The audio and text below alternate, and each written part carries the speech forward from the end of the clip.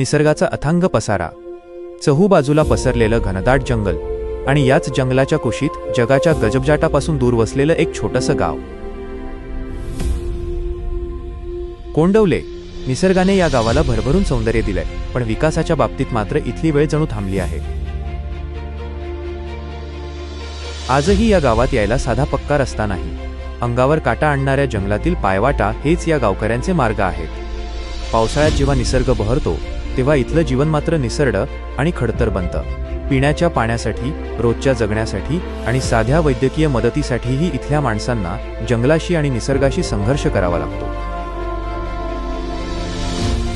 एक असं गाव जे आजही एका रस्त्याच्या प्रतीक्षेत आहे, एका सुकर आयुष्याच्या आशेवर जगत आहे. चला जवळून पाहूया जंगलाच्या गर्द पांढऱ्या अंधारात दडलेली कोंडवले गावाची ही धगधगती कहाणी.